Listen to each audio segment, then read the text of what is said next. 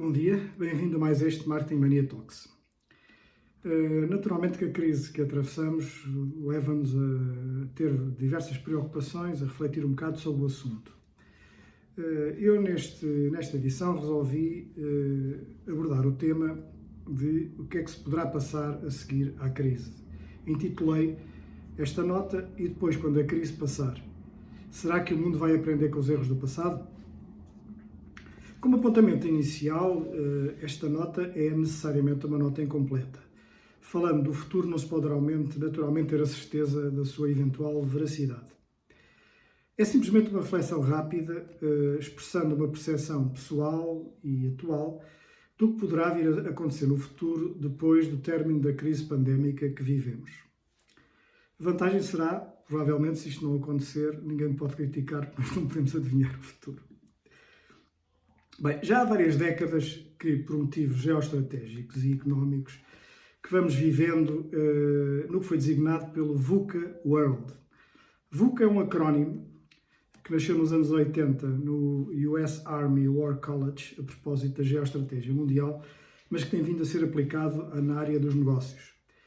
E VUCA quer dizer vulnerabilidade, incerteza, complexidade e ambiguidade. Mudanças inesperadas e de duração inesperada. Nos negócios, no ambiente, no clima, na política. Imprevisibilidade do futuro. Intercomunicação económica e política, em virtude da globalização, em que cada ação provoca efeitos endógenos em todo o mundo. Relações causais, causa e efeito, menos claras. Isto são algumas questões que se levantam hoje em dia ao mundo da política, dos negócios, da sociedade. Atualmente estamos obrigatoriamente todos concentrados na atual crise pandémica que está a atingir o mundo inteiro. A crise atual afeta toda a atividade humana da sociedade, como sabemos, pessoal, profissional, dos negócios, do Estado. A questão que se levanta é, e depois? Será que se voltará à anterior normalidade, entre aspas? Ou será que alguma coisa, tudo, vai ter que mudar? Naturalmente, que tudo o que se possa neste momento dizer será de alguma forma especulativo. Contudo, alguma reflexão poderá, nem que mais não seja, fazer desconcentrar os nossos espíritos do momento que se vive, mesmo que os cenários que iremos viver possam não ser os mais otimistas. Por muito incógnito possa ser o futuro, o que é um facto é que algumas tendências latentes já se levantam e há consequências evidentes e imediatas que esta situação vai trazer. Mas vamos abordar várias áreas. Primeiro, a economia. A economia vai ser diferente. Muitas empresas, dependendo do tempo que a crise durar, em especial as de menor dimensão, vão infelizmente falir. Muitos postos de trabalho vão desaparecer, elevando a taxa de desemprego para níveis que já há muitos anos atrás não víamos. E isto não é verdade, ou não vai ser verdade só em Portugal, vai ser verdade em muitos países, o que ainda vai agravar mais a situação interna portuguesa. O déficit externo e a dívida vão aumentar, provocando quer ou o perdão da dívida ou a necessidade de negociação de algum outro resgate. O FMI, o Banco Central e o Mecanismo Europeu de Estabilização Financeira terão de libertar fundos mais significativos, podendo haver necessidade de algum novo tipo de plano Marshall. Aliás, algumas medidas, como sabem, já estão a ser tomadas, designadamente o Banco Central Europeu a dispor-se a comprar a dívida dos vários países da União. Tema que já vem sendo falado há algum tempo, a necessidade da emissão de dívida europeia, chamados Eurobonds, a ser comprada por fundos e países com maior liquidez e poder financeiro. O mercado imobiliário já está, mas vai cair. O preço dos imóveis vai baixar significativamente, por menor procura de estrangeiros e pela impossibilidade dos portugueses pagarem preços tão elevados. Por outro lado também, e em consequência também disto, as rendas sofrerão igualmente uma redução. As correntes turísticas vão diminuir, mesmo depois da pandemia, por falta de confiança das pessoas, pela redução dos rendimentos que irá atingir muitos dos cidadãos de outros países. O setor turístico vai ser um dos mais afetados, como já está a ser.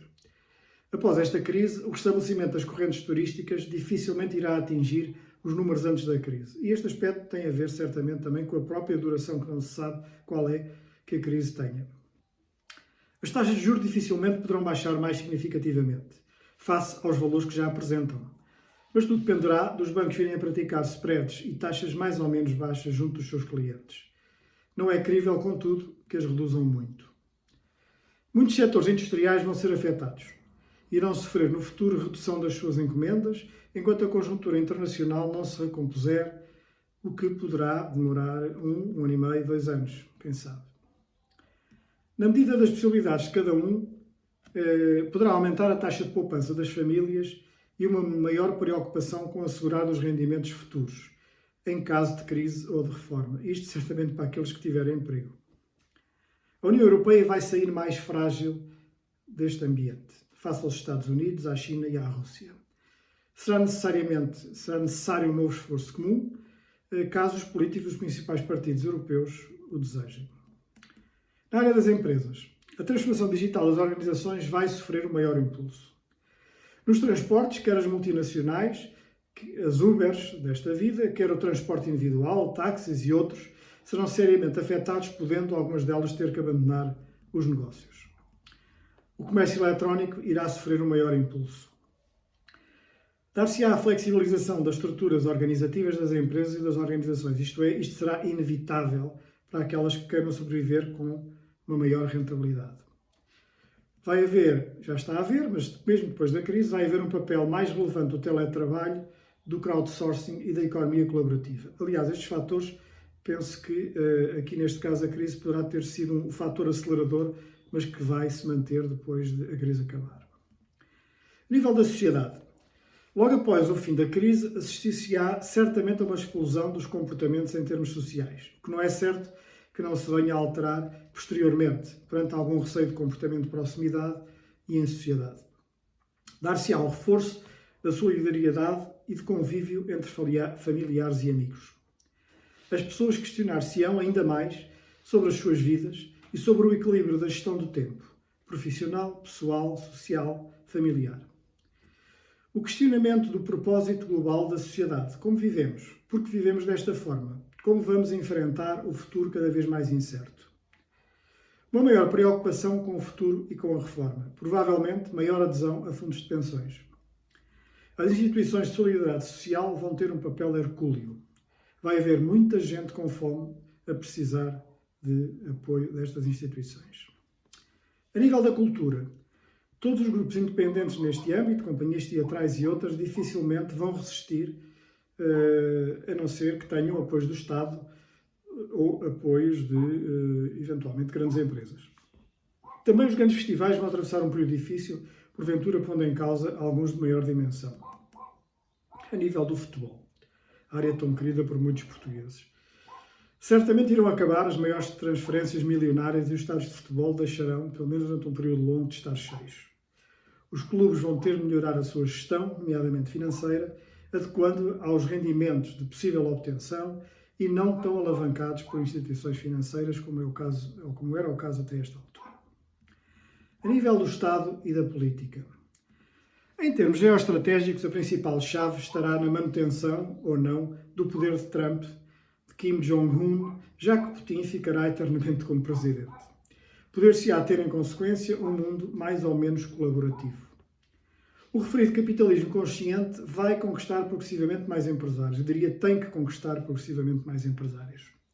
As empresas vão ter de considerar nos seus planos estratégicos uma preocupação com todos os seus stakeholders. Os Estados vão ter de repensar todas as suas políticas, com a preocupação central de assegurar a segurança, a estabilidade dos mercados e o primado do cidadão. Eventual nacionalização de algumas empresas estratégicas de grande dimensão que não está a operar, como os transportes aéreos. E isto não por um desígnio político, mas por um desígnio, provavelmente, desta manutenção indispensável de algumas áreas de atividade. Desejavelmente deverá haver um aprofundamento da integração europeia, nomeadamente nos domínios da saúde, da defesa e da área financeira. A preocupação com a saúde, o bem-estar das populações e o ensino vai ter de se traduzir a maiores orçamentos públicos, em detrimento de outros setores como a defesa e o armamento, desejavelmente, diria eu. A descentralização administrativa poder-se-á impor, não tanto em termos financeiros, mas nas áreas de gestão, por exemplo, de ordem pública, de proteção civil, social, etc. Vai ser obrigatória a maior colaboração entre as instâncias científicas na área da saúde, com o objetivo da prossecução do bem comum universal, potenciando o conhecimento acumulado e específico, disponibilizando a toda a comunidade científica. Uma maior transparência é desejável da comunicação do Estado com os cidadãos, de forma a aumentar a credibilidade das instituições e a maior solidariedade institucional.